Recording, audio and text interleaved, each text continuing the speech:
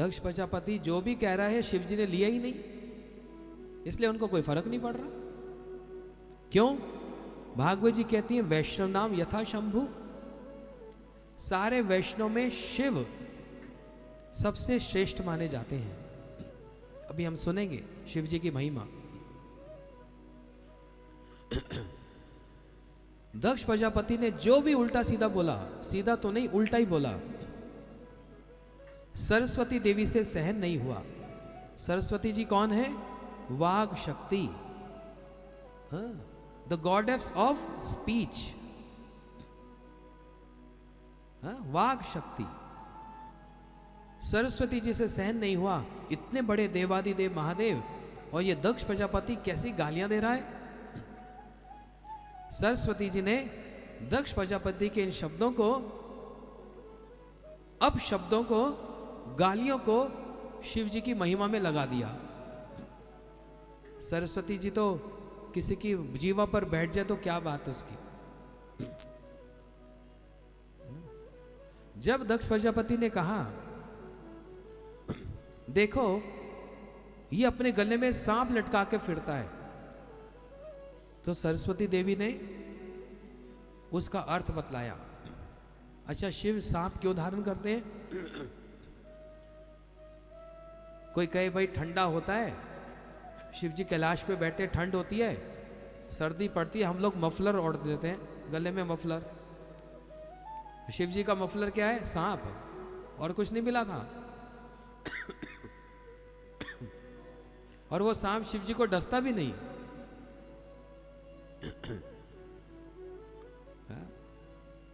सांप क्यों धारण करते हैं शिव?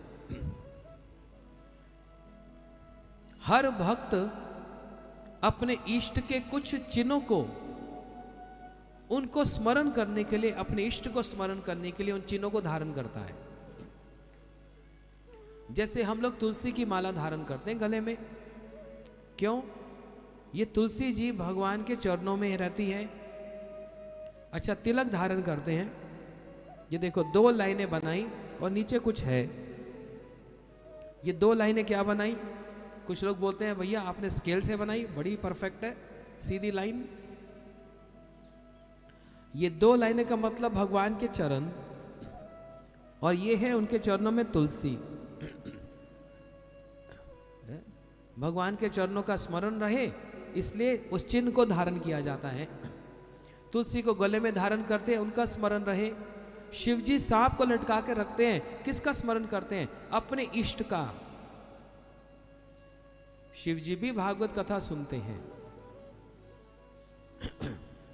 किसके स्मरण में रहते हैं? संकर्षण भगवान शेष जी के। शेष भगवान के हजारों फन हैं, और उन फनों से क्या करते हैं? भगवान की लीला का, उनके नामों को, उनकी कथा को गान करते हैं शेष भगवान। इन शेष भगवान की कथा सुनने के लिए सनक, सनंदन, सनातन, सनत, ये 4 कुमार भी मंदाकिनी जी में स्नान करके जब आते हैं। देखो गंगा जी, इनको भगीरथी गंगा कहते हैं। इनका और भी नाम है, अलकनंदा भी और मंदाकिनी भी। भागवत जी में बताया वासुदेव कथा प्रश्न पुरुषम 3 पुनाति ही वक्त्रम प्रचकम स्तोत्रम तत्पादम सलीलम यथा। जैसे गंगा जी ऊपर के लोगों को पवित्र करती है, इस पृथ्वी को पवित्र करती है, और नीचे के लोगों को भी पवित्र करती है, ऐसी भगवान की जो कथा है वो 3 कैटेगरीज, 3 श्रेणी के भक्तों को पवित्र करती है। पहला कौन? बोलते जो प्रश्न करता है। दूसरा कौन? जो उस प्रश्न का उत्तर देता है। तीसरा कौन? जो उस प्रश्न उत्तर को सुनते हैं। जैसे गंगा जी, इनका नाम अलकनंदा भी, मंदाकिनी भी और भगीरथी गंगा भी।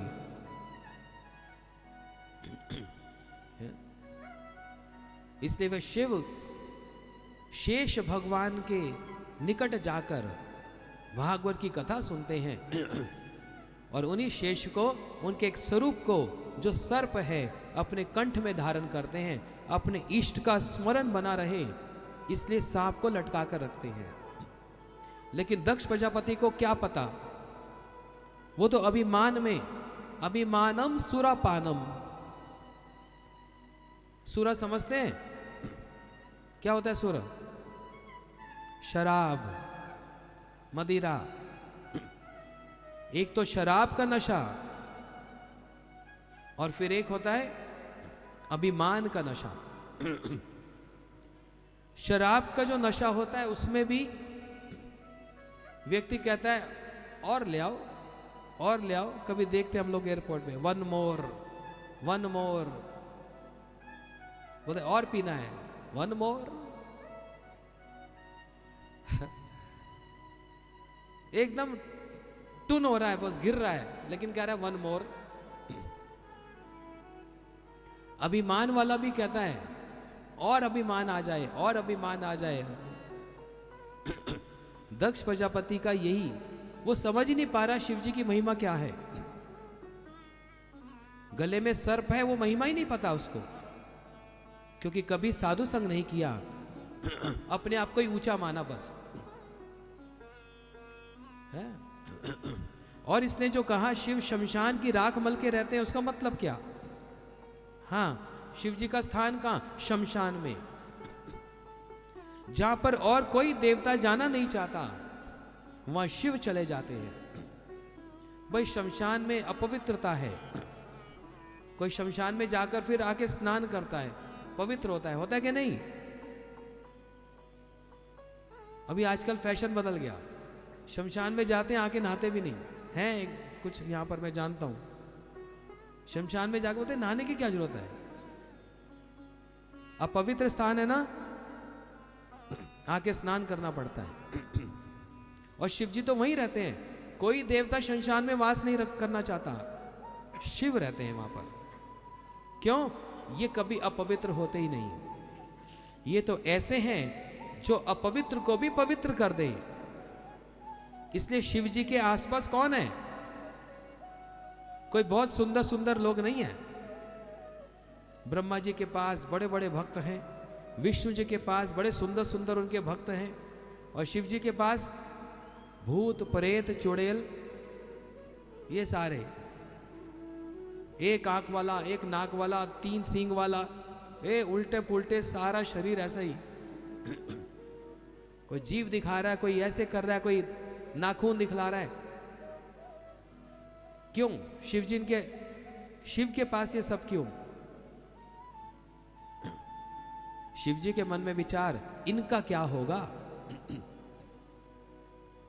ये जो प्रेत भूत योनि में पड़े हैं, जो अपवित्र है, इनको कौन स्वीकार करता है? कोई करता है? आप लोग घर में भूत प्रेत को बुलाते हो? बुला लो दो चार को। एक बार भागवत कथा हुई इंडोनेशिया में, बाली, वहां की राजधानी। वहां मैंने देखा एक अद्भुत दृश्य।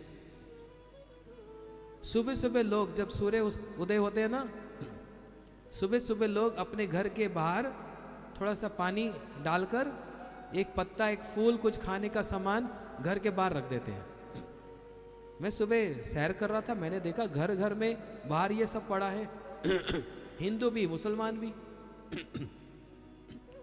ये इंडोनेशिया, बाली तो पहले भारत का ही देश था, भारत का ही प्रदेश था, बाद में अलग हुआ। वहां के तो गलियों के नाम भी ऐसे ही, अर्जुन, भीम, भीम चौक, भीष्म गली, नाम भी ऐसे ही हैं। देखकर बड़ा आनंद हुआ। अरे, मैंने फिर पूछा ये घर के बाहर ये सब क्या पड़ा है? तो वहां के लोग, जो स्थानीय लोकल लोगों ने बताया, महाराज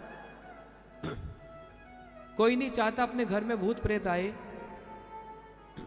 इसलिए बाहर सुबह सुबह रख देते हैं कि भैया भूत घर में मत आइयो, तेरे को खाना है, बाहर ही खा के वहीं से दफा हो जा, वहीं से चला जा, तू घर में मत आना।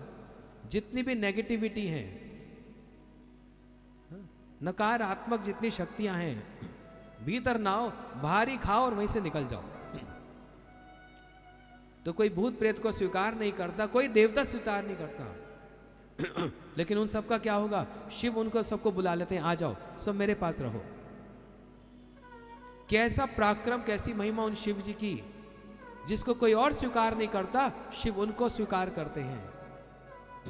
इतने श्रेष्ठ हैं महादेव। लेकिन इन